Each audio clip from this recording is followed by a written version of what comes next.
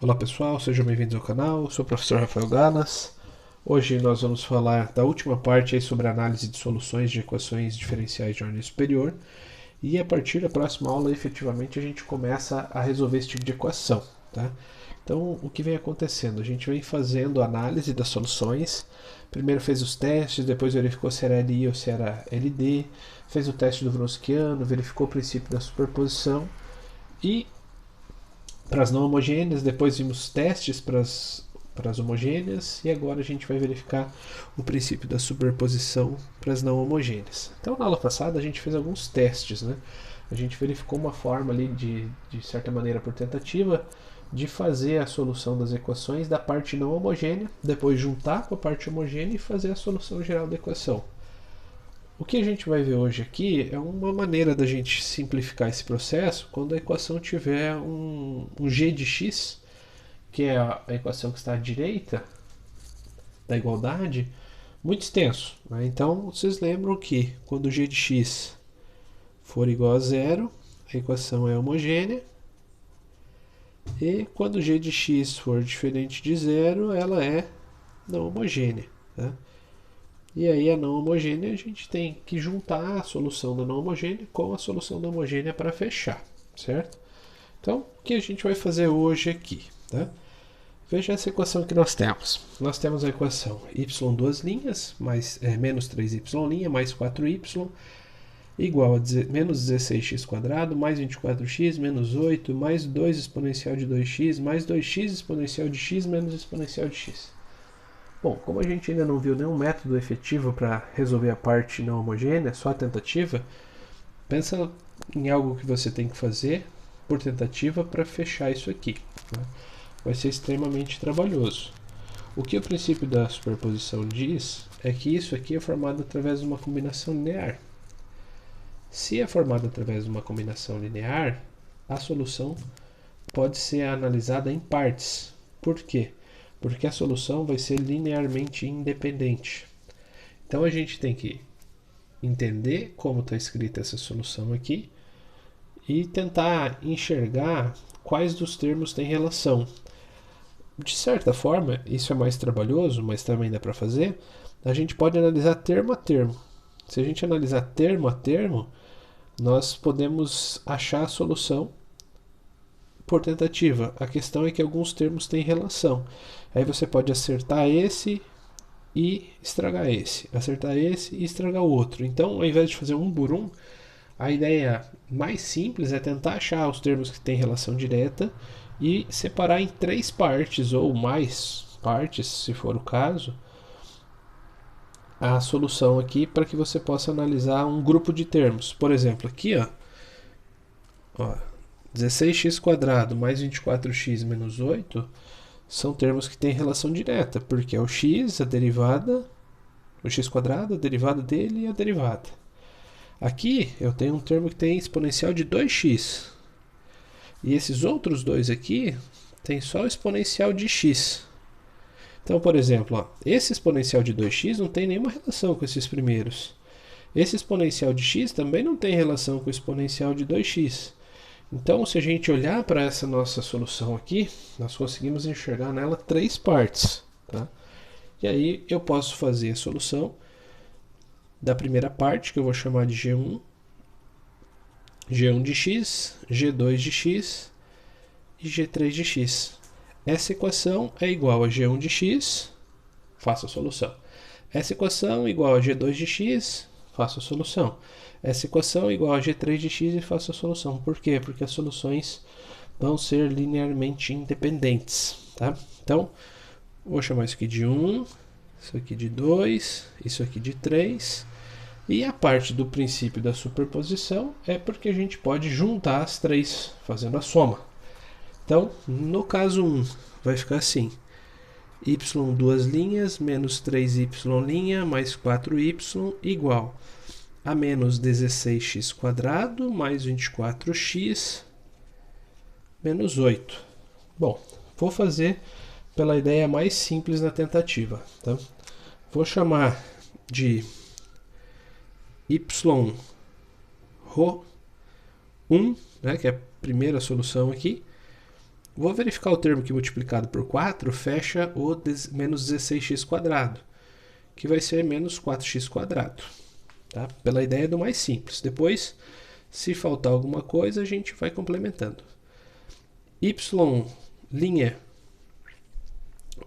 vai dar menos 8x, e o y ρ2, duas linhas, vai dar menos 8. Vou testar para ver se funciona, pode ser que eu tenha que acrescentar um termo x e um termo constante aqui. Vamos ver como é que isso fica. Ó. Reescrevendo ela aqui, vai ser y duas linhas, que é menos 8, menos 3 vezes o y', que no caso é o y ρ1', que é menos 8x. Vou deixar um espaço aqui, pode ser que eu precise. Mais 4 vezes o y original, que é o menos 4x².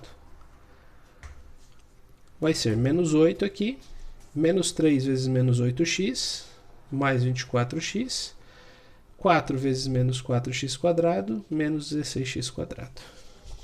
Ah, vai ser sempre fácil assim? Não, tá? Vai ter casos que vocês vão precisar analisar um pouco mais. Mas o que a gente encontrou aqui é exatamente o que a gente encontrou aqui. Ó. Menos 8, 24x, menos 16x². Então a primeira parte da solução já está aqui. Ó. O menos 4x² organiza toda essa parte do G1 aqui. Tá? O G1 está pronto. G2, vamos ver como é que fica agora. Então, vamos fazer o item 2. O item 2 é y duas linhas, menos 3y' mais 4y igual a 2 exponencial de 2x. Bom, essa aqui a gente vai ter que ter alguma solução envolvendo o exponencial de 2x. Então, y ρ2 igual, posso colocar o exponencial de 2x e depois eu ajusto para ver se falta ou sobra alguma coisa. Y' de ρ2 é 2 exponencial de 2x. O y duas linhas do ρ2 é 4 exponencial de 2x. Se funcionar, beleza. Se não funcionar, a gente ajusta. Né? Então, nós temos o y duas linhas, que é 4 exponencial de 2x, menos 3 vezes o y', que é 2 exponencial de 2x, mais 4 vezes o y, que é o exponencial de 2x. A gente espera que isso aqui sobre só 2 exponencial de 2x. Então vai ser 4 exponencial de 2x, menos 3 vezes 2, 6 exponencial de 2x, mais 4 exponencial de 2x, que vai resultar em 4 mais 4, 8, menos 6, 2 exponencial de 2x, que é exatamente o que a gente queria. Né? Eu queria 2 exponencial de 2x e encontrei o 2 exponencial de 2x. A próxima e última parte, que é a terceira parte aqui, vai ficar assim. 3. Y duas linhas, menos 3y', mais 4y, igual a 2x exponencial de x menos exponencial de x. Bom, nós vamos precisar de alguma coisa que envolva o exponencial de x. Mas só o exponencial de x não vai aparecer um x aqui. Então, o y'3, por onde eu posso começar? Posso começar por x exponencial de x. Porque aí quando eu derivar o x vai aparecer o exponencial, quando eu derivar o exponencial vai aparecer ele e o x. Aí tem que fazer a regra do produto. Tá? Y' de ρ3 vai ser, lembrando da regra do produto aqui, né? 1 vezes 2' mais 2 vezes 1'. Então, repetimos o primeiro, derivamos o segundo, repetimos o segundo e derivamos o primeiro. O derivado do primeiro é 1. E a derivada segunda do ρ3 é uma regra do produto aqui de novo, que vai ser x exponencial de x mais exponencial de x, mais a derivada do exponencial de x, que é ele mesmo. Então aqui, o y duas linhas do ρ3 é x exponencial de x mais 2 exponencial de x, certo? E aí vamos para a substituição. Aqui, né? y duas linhas, que é o x exponencial de x mais 2 exponencial de x, menos 3 vezes o y' que é o x exponencial de x mais o exponencial de x, mais 4 vezes y, que é x exponencial de x. Bom, só tem que fazer uma distributivazinha ali, vai ficar x exponencial de x mais 2 exponencial de x aqui, menos 3x exponencial de x, menos 3 exponencial de x, mais 4x exponencial de x.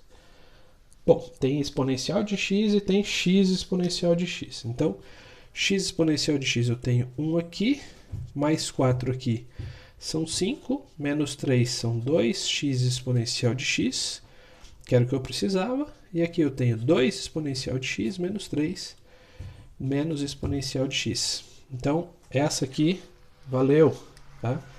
Valeu aqui para a nossa terceira parte. Então, o que eu tenho? Eu tenho o y�ρ1, tenho o y�ρ2 e tenho o y�ρ3. Qual é a solução particular? Então, a solução particular aqui é igual a y�ρ1 mais y�ρ2 mais y�ρ3. Solução particular é igual o y�ρ1, que é menos 4x², o y�ρ2, que é o exponencial de 2x, e o y�ρ3, que é x exponencial de x. E aqui a gente utilizou o princípio da superposição e somou as três soluções particulares de cada uma das partes da equação não homogênea para achar a solução da equação homogênea, da equação não homogênea através do princípio da superposição. Beleza? Então, tomar cuidado para separar corretamente os termos, tá? Quando vocês forem fazer, entender quem são os termos, o que dá para separar, que parte relaciona com cada uma, porque se você não separar corretamente, vai acabar uma parte interferindo na outra e daí na hora da solução não fecha. Beleza, pessoal? Essa é a última parte aqui do teste e análise de soluções. Importante entender tudo que a gente viu aqui para que na próxima aula a gente comece a resolver as equações diferenciais de ordem 2. Muito obrigado por assistir o vídeo. Se gostou, deixa um joinha. Se não gostou, deixa um comentário. Se puder, se inscreve no canal também. Valeu, até mais.